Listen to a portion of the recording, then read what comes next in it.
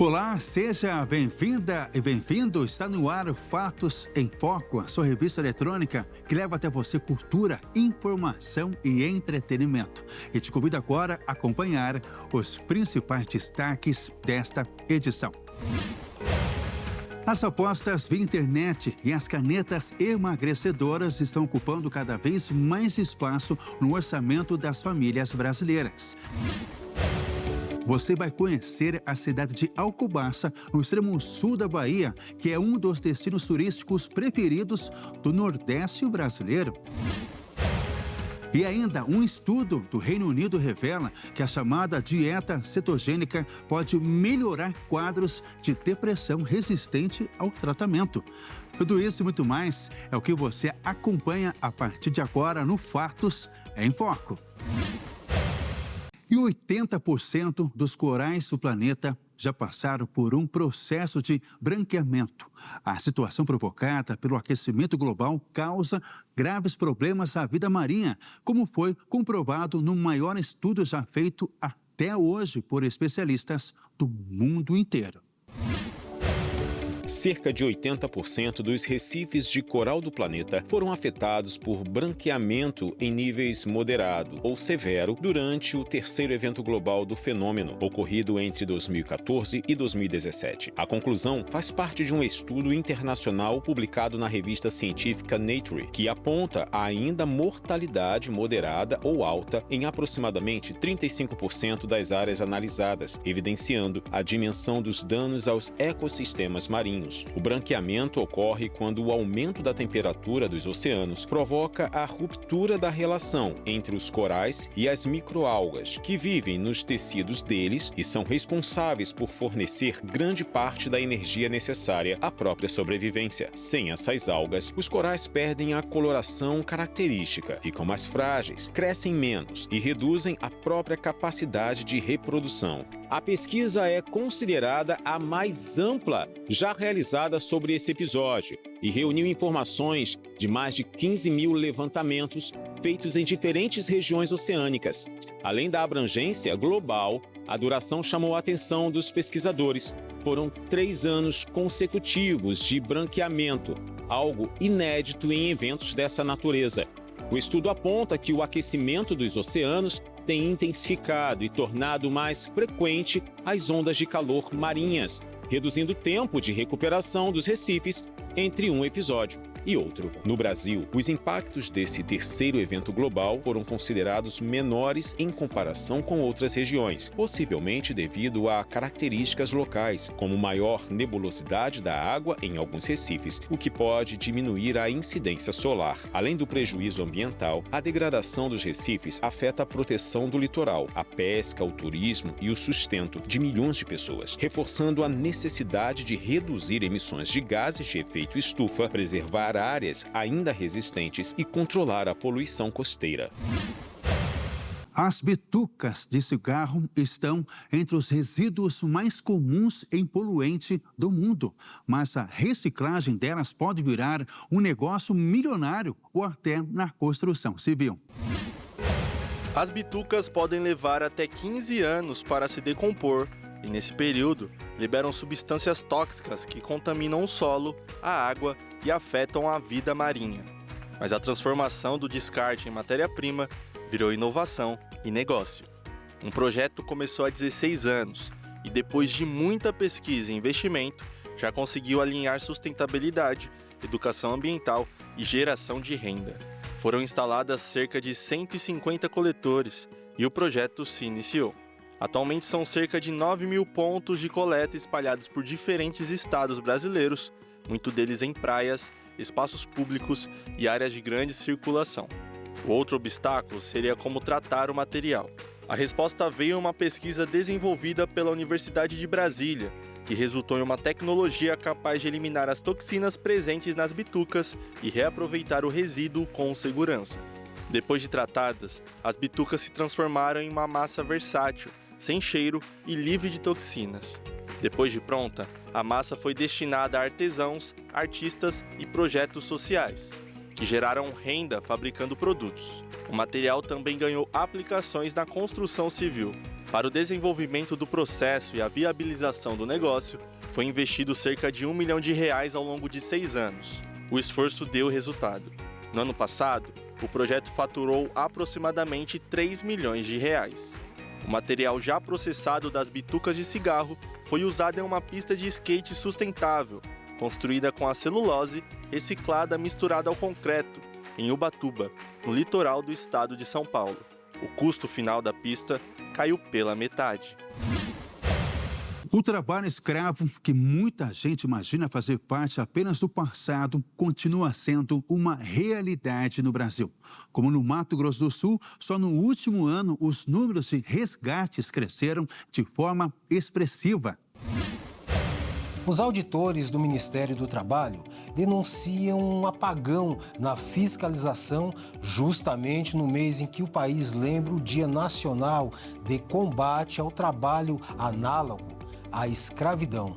Operações teriam sido canceladas e dezenas de denúncias ficaram sem apuração. Relatos de fiscais apontam que, em janeiro, as ações de combate ao trabalho escravo foram suspensas em diversos estados.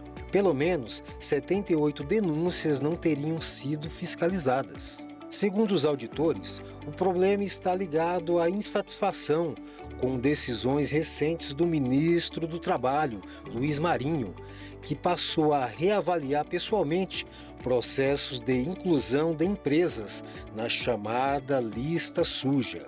A medida, respaldada por um parecer da Advocacia Geral da União, é contestada pelos servidores, que veem na decisão uma interferência política de uma quebra de segurança jurídica.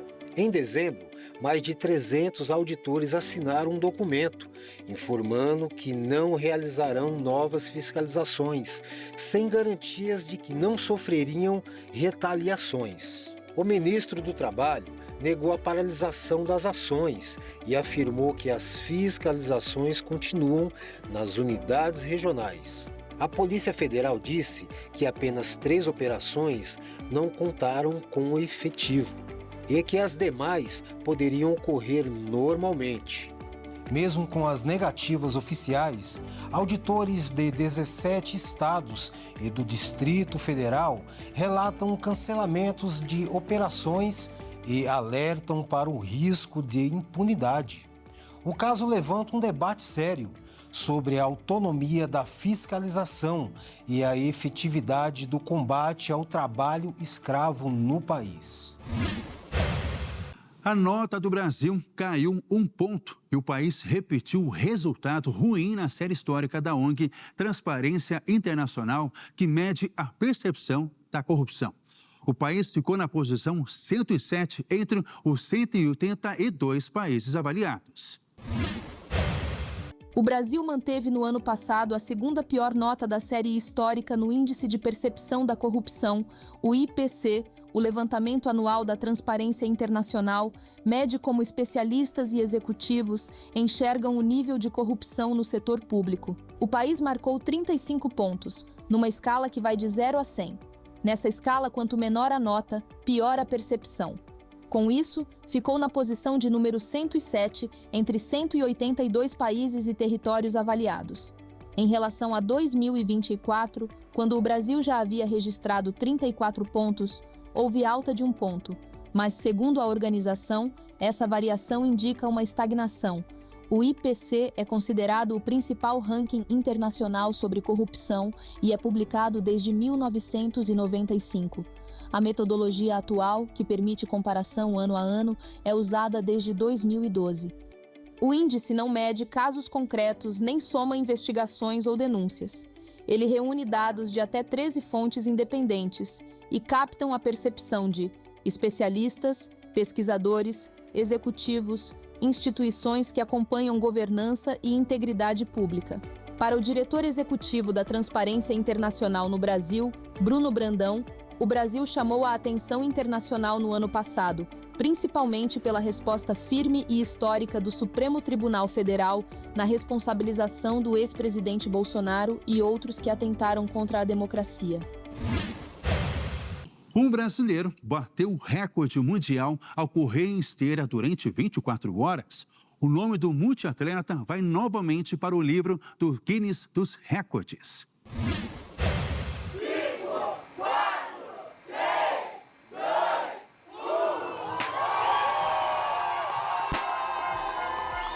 A comemoração é porque o multiatleta brasileiro Pepe Fiamoncini, de 35 anos, alcançou um recorde mundial. Ele percorreu 188 quilômetros em 24 horas em uma esteira.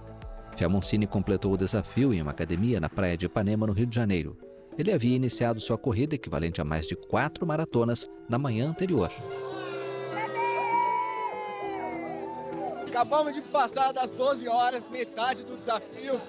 Por enquanto, estou mantendo essa estratégia devagar e sempre, mas ainda tem muita prova e eu acho que o pior ainda está por vir. Em maio de 2023, ele atravessou 170 quilômetros do Salar de Uyuni em 33 horas, 4 minutos e 10 segundos, sob condições extremas. 3.600 metros acima do nível do mar e temperaturas desérticas, que variavam entre 30 graus durante o dia e menos 10 à noite. Foi o seu primeiro recorde. Agora, ele vai escrever novamente seu nome no livro Guinness dos Recordes, assim que a organização validar o recorde após monitorar o desafio por vídeo, ao vivo, e analisar as informações das testemunhas. Foi durante a noite, sem dúvida, porque eu ingeri muita água e poucos sais minerais, então eu comecei a ter um princípio de falta de sais minerais mesmo por causa do suor, e aí eu achei que não ia conseguir nesse momento. Mas aí depois eu melhorei, as médicas falaram comigo, eu consegui retomar a atividade e cheguei de manhã cedo bem já.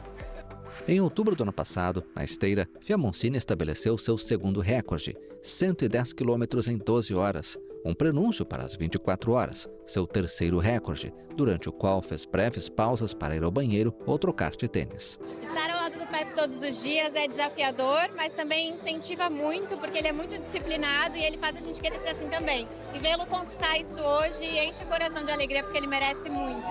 Eu acredito que todas as pessoas têm condições de ser ultra, mas o principal é a cabeça, né? Saber respeitar, obviamente, o treinamento, fazer o treino de força, fazer a periodização certa do endurance, ter anos de treinamento para chegar nisso, mas a cabeça da pessoa tem que estar preparada também. E Fiamoncini não pensa em parar.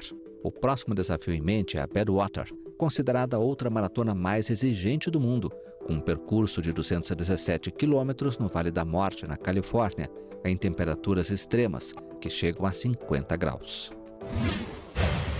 Um estudo revelou que pessoas com obesidade grau 3 tiveram risco quase 3 vezes maior de hospitalização ou morte por infecção comparado com pessoas com índice de massa corporal normal. Um estudo com 540 mil pessoas que foi publicado pela revista científica The Lancet mostrou que pessoas com obesidade têm 70% mais risco de complicações por doenças infecciosas. A obesidade aumenta o risco de hospitalização em muitas doenças, mas no caso das infecciosas, ela pode ter sido um fator determinante em 1 em cada 10 mortes no ano de 2023. A pesquisa acompanhou os participantes com obesidade por 14 anos e foi possível avaliar que pessoas com alto índice de massa corporal tinham uma maior chance de hospitalização e risco de morte em doenças como Covid-19, pneumonia, infecções urinárias, infecções respiratórias e outras.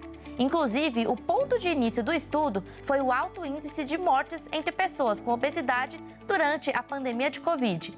E foi comprovado que essa relação se expande para outras doenças infecciosas. Os dados mostraram que os riscos aumentam à medida que o peso corporal também aumenta. A pesquisa também mostrou que as diferenças regionais também influenciam nessa relação de obesidade e doenças infecciosas. Os Estados Unidos tiveram um maior nível de mortes associadas a esse quadro. Cada vez mais as pessoas estão preocupadas com a saúde mental. Mas este assunto ainda é tabu para milhares de pessoas e, por conta disso, deixam de procurar ajuda, que é fundamental. No Rio de Janeiro, os jovens, por conta da vergonha e do julgamento, não procuram apoio para cuidar da própria saúde mental. Praticamente metade dos jovens cariocas já deixou de procurar apoio médico em saúde mental por vergonha ou medo de sofrer alguma espécie de julgamento.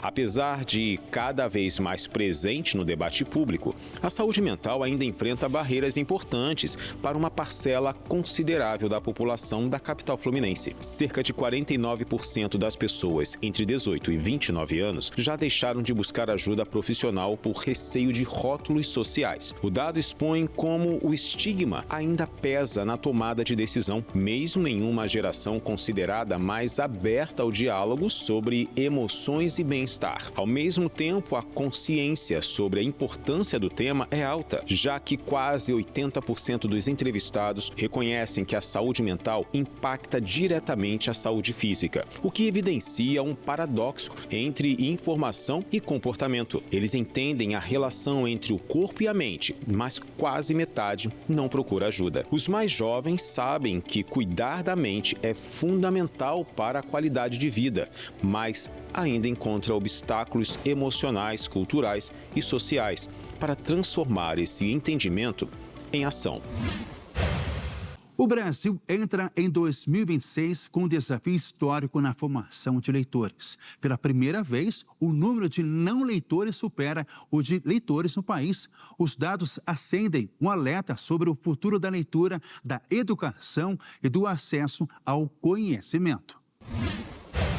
A leitura, que sempre foi um dos principais caminhos para o conhecimento e para a transformação social, hoje enfrenta um cenário de distanciamento no Brasil. Segundo a pesquisa Retratos da Leitura no Brasil, realizada pelo Instituto ProLivro, mais da metade da população não se identifica como leitora e a média de leitura no país segue baixa, com apenas 1,3 livros por ano. O que eu penso é que se a gente tem uma queda na leitura, é porque a geração anterior, Gabi, ela foi deficiente em repassar isso. Porque é possível mudar, nada está perdido. Então, se eu não tenho o hábito de dar um livro para o meu filho, trazer para uma biblioteca, que eu faça. Porque ele vai despertar nessa criança e naturalmente ele vai incorporar isso. Ler é o primeiro passo, aprender é a consequência. Quando a leitura faz parte da rotina, ela transforma não só o conhecimento, mas a forma como as pessoas se relacionam com o mundo, com a escola, com o trabalho e com a própria vida. Na escola, a leitura é a base para todo o processo de aprendizagem. É por meio dos livros que as crianças e jovens desenvolvem o raciocínio, a interpretação, o pensamento crítico e a autonomia. Formar leitores desde a infância é formar cidadãos mais preparados para o futuro. Muitos estudos realizados já comprovaram o quanto o impacto da leitura é positivo para o desenvolvimento cognitivo dessas crianças e desses adolescentes. Isso porque, ao entrar em contato com a leitura, muitas funções são ativadas ao mesmo tempo, como, por exemplo, a memória, a atenção, a imaginação, o desenvolvimento de um pensamento abstrato. Então, o contato com a leitura desde a infância proporciona para esse adolescente, para essa criança, uma bagagem de leitura que vai fazer com que ele consiga entender melhor o mundo à sua volta por meio da linguagem. Além disso, o contato com a leitura favorece o desenvolvimento da empatia, da criatividade e também o processo de relacionar ideias, e isso com certeza vai refletir na aprendizagem desse aluno, tanto de forma intelectual, como no seu processo de formação do leitor como um todo. Mesmo com a queda no número de leitores, a expectativa do mercado é de crescimento de 2,5% no consumo total de livros até o fim de 2026. O uso da inteligência artificial, o fortalecimento de comunidades de leitura e o sucesso do Kindle têm impulsionado as vendas, principalmente entre os jovens. Definitivamente, disputar a atenção de crianças e adolescentes com as telas e com a infinidade de informações que eles têm e também com a agilidade que essas informações chegam até eles é um dos maiores desafios atuais. Mas o caminho é não negar o uso da tecnologia, até porque isso faz parte da realidade em que eles estão inseridos. Oferecer outras formas de leitura é muito válido, mas a tecnologia precisa ser vista como aliada e não como a vilã.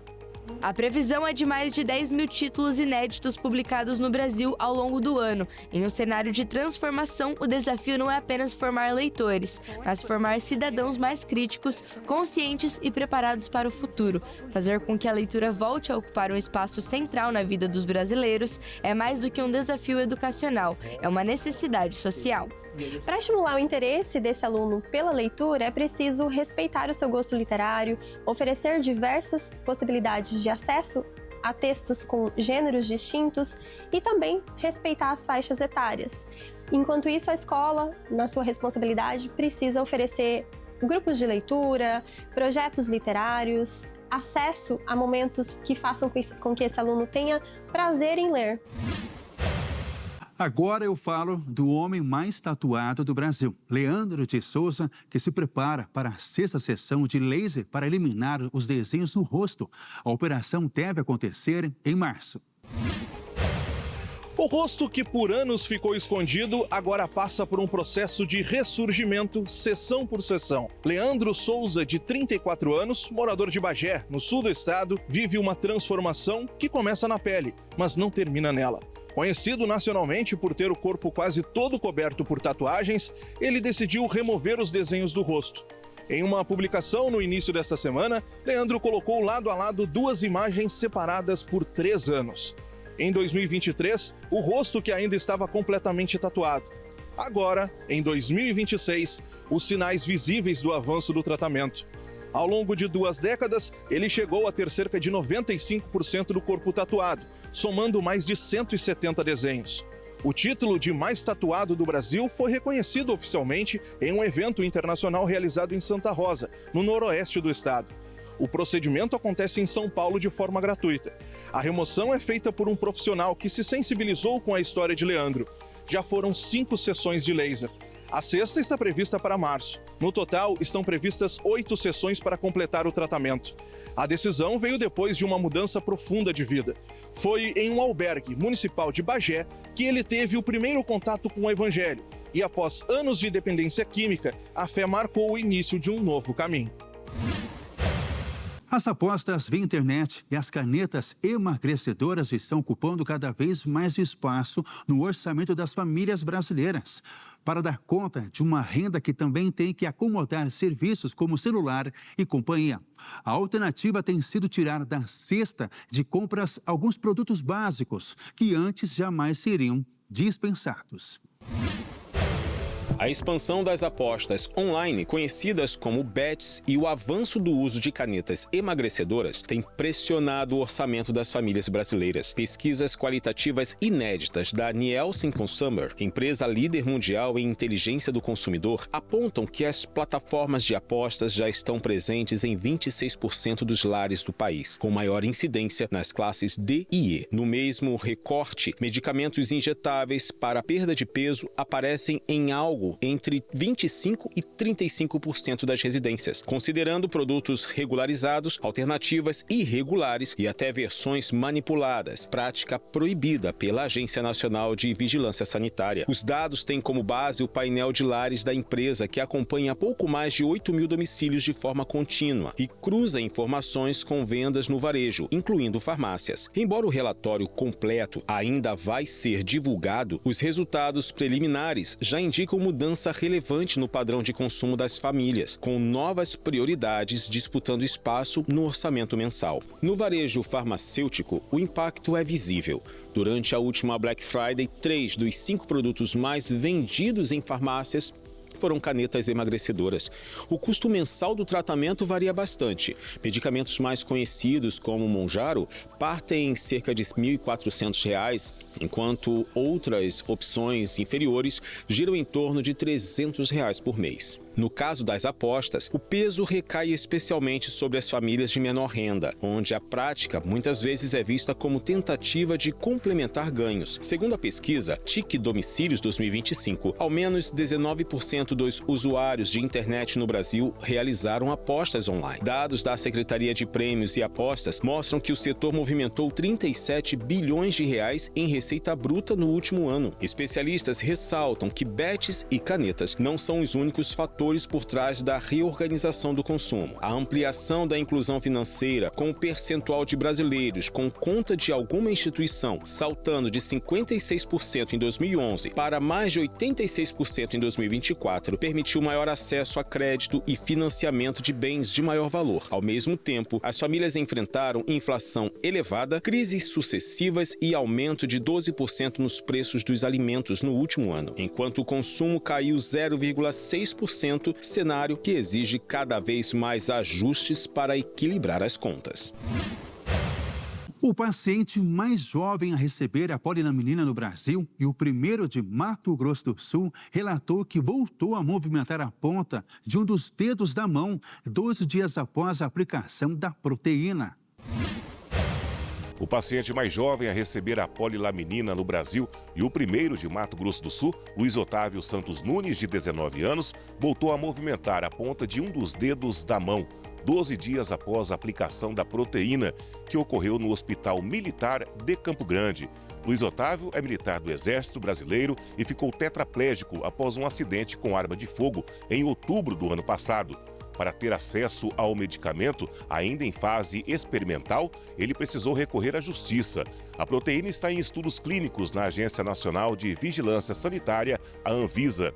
Ele relatou que é algo mínimo, é um movimento pequeno, só que algo que ele não tinha antes. A polilaminina vem sendo estudada há mais de 20 anos pela Universidade Federal do Rio de Janeiro.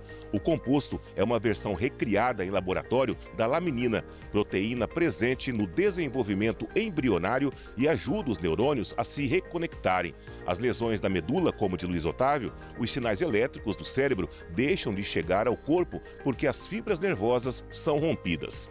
A atuação da polilaminina é ajudar essas fibras a crescer novamente e restabelecer parte da comunicação. O jovem também disse que passou a sentir movimentos nos nervos das pernas, que foram afetadas e perderam a sensibilidade e movimentação após o acidente. A fisioterapia tem sido essencial para auxiliar na recuperação de Luiz Otávio. Essa recuperação parcial do movimento trouxe a Luiz a esperança de que esse medicamento seja aprovado e possa ajudar a recuperação dele e de outras pessoas que enfrentam a mesma situação. A pesquisadora responsável pelo estudo é Tatiana Sampaio, doutora em Biofísica do Instituto de Ciências Biomédicas da UFRJ. Um cientista espanhol conseguiu eliminar o câncer de pâncreas em ratos comum com o uso de 3 medicamentos combinados. O estudo não teve efeitos colaterais e o tratamento mostrou grande durabilidade ao longo do tempo. A combinação de 3 medicamentos possibilitou o completo desaparecimento do câncer de pâncreas em ratos de laboratório. A pesquisa foi feita por um cientista espanhol, Mariano Barbacid, diretor do Grupo de Oncologia Experimental do Centro Nacional de Pesquisa Oncológica da Espanha, e foi publicada em uma revista científica e apresentada na Chris Cancer Foundation, uma organização líder em pesquisa oncológica e hematológica. O câncer de pâncreas é altamente agressivo e letal. O estudo feito em modelos animais não teve efeitos colaterais e o tratamento mostrou grande durabilidade ao longo do tempo. Segundo o cientista, o resultado positivo do tratamento veio após uma terapia que combina 3 medicamentos para eliminar completamente os tumores pancreáticos. Os 3 compostos que impediram o crescimento de células tumorais são um seletivo contra o oncogene CRAS, que é o principal fator causador de câncer pancreático, e outros 2 contra as proteínas chaves, envolvidas nos sinais que levam a esses tumores. Já conhecidos pela ciência, eles foram experimentados juntos pela primeira vez. Depois do tratamento, os tumores desapareceram nos diversos modelos de camundongos. Além de sumirem após 200 dias sem tratamento, os animais permaneceram livres da doença e não apresentaram toxicidade associada à terapia. O pesquisador concluiu que esses resultados indicam que uma estratégia racional de terapias combinadas pode mudar o curso do tumor.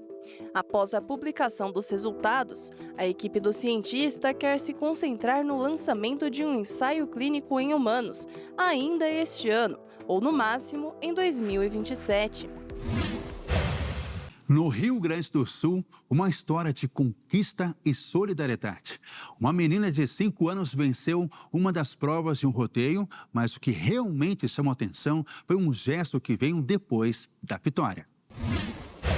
A pequena Antônia Silveira Ritter, de 5 anos, venceu no Rodeio Internacional de Vacaria a prova da vaca parada, na modalidade bonequinha. Uma disputa infantil entre crianças que lançam um alvo fixo, sem uso de animais. Mas a história não parou na conquista do troféu.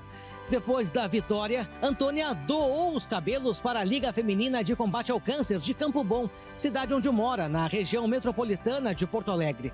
A decisão nasceu dentro de casa, após uma conversa com os pais e uma promessa feita a Deus. Se vencesse o rodeio, faria a doação. O cabelo vai ajudar na confecção de perucas para pacientes em tratamento contra o câncer. A participação de Antônia nos rodeios é recente. Ela começou a competir no ano passado e, apesar do pouco tempo, já soma 8 troféus, além de medalhas de participação. A cidade de Alcobaça, no extremo sul da Bahia, é um dos destinos turísticos preferidos do Nordeste brasileiro. A região abriga o arquipélago de Abrolhos, um dos principais pontos de reprodução das baleias jubates. Quem visita as belas praias de lá se apaixona e quer voltar sempre. No extremo sul da Bahia, banhada por um mar de águas calmas e azuladas, Alcobaça desponta como um dos destinos mais encantadores da região. Um lugar onde natureza, história e tranquilidade se encontram para receber quem busca descanso e beleza natural.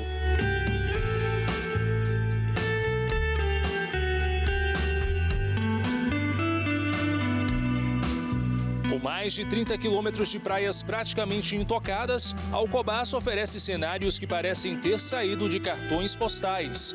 Não é à toa que as águas daqui são as mais procuradas pelos mineiros, a exemplo da Tanísia e do Leonardo, ambos da região de Teófilo Otoni. Alcobaça fez parte da minha infância, da minha adolescência e da minha maturidade, para sempre. Lugar gostoso, né? E inesquecível.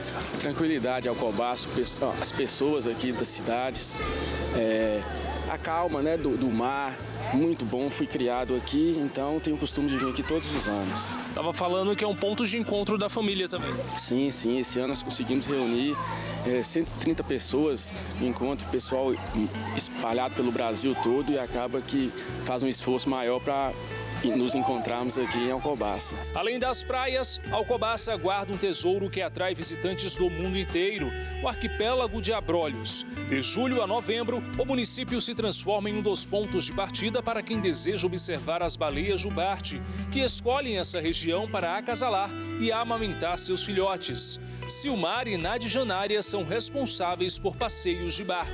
A gente está há 3 anos trabalhando com passeios. Na verdade, essa 4ª temporada, né? E esse ano a gente não está trabalhando só o Recife. A gente já tinha engatado um passeio ecológico aqui no Rio Itaém, que é o Vamos Ver o Pôr do Sol, que é com música ao vivo. Tem a opção também do passeio de pesca esportiva. Se você quiser ir, a gente leva também.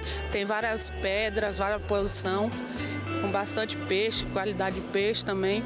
E se quiser pernoitar também, a gente pernoita. E olha que espetáculo poder navegar pelas águas do Rio Itaém e ver a cidade desse ângulo.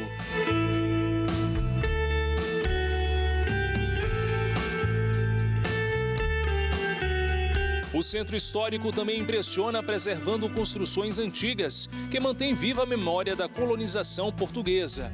Nas ruas, o clima é de cidade pequena, onde todo mundo se conhece e recebe o visitante com um sorriso fácil. A gastronomia também é um capítulo à parte. Peixes e frutos do mar fresquinhos são a base dos pratos mais tradicionais. Os donos dessa cabana de praia são capixabas e, durante visita à terra, resolveram ficar, proporcionando uma experiência única de sabores a quem chega. O nosso acarajé está bem representado. São pessoas que decidiram visitar Alcobaça, conhecer um pouquinho do que essa cidade tinha para oferecer, se apaixonaram por isso e cantaram desde a estrutura, a praia, a questão cultural. E desde então apaixonaram, abriram a cabana de praia, está aí há tanto tempo, tem ganhado respeito, criaram aí o seu próprio público, que é uma questão mais familiar, um pessoal que vem do Espírito Santo, de Belo Horizonte, do Rio de Janeiro. Na areia você pode se deparar com o Wildes, a oferecer mais iguarias. Aqui eu vou estar vendendo peixinho, né? Temos lagosta, camarão, o que tem para oferecer para o pessoal aqui de Alcobaça. Para todos os gostos. Todos os gostos, entendeu? Luiz veio de Nazaré, região metropolitana de Salvador, e aqui se encontrou. Nas praias de Alcobaça, picolé e amendoim torrado é com ele mesmo. De Salvador até Vitória do Espírito Santo, conheço de barra a barra, só que eu já estou na época dos meus 60, aí eu optei para estar vendendo picolézinho, né, na praia, amendoinzinho torrado aí, que aqui é assim, é a pesca e no verão o turismo, né? Com belezas naturais, cultura acolhedora e um ritmo de vida que convida a desacelerar, o município se firma como um destino turístico que surpreende e conquista. São muitos os visitantes vindos de tantos cantos. O setor hoteleiro que eu diga. A gente acaba observando que a frequência tem aumentado. Para você ter uma ideia, Cleiton, nós tivemos esse ano um crescimento no período até o dia 20, um crescimento de 7%. E isso é realmente muito gratificante, que é uma resposta, né, que é dada, né, aos nossos serviços e também à cidade, que aos poucos vem melhorando.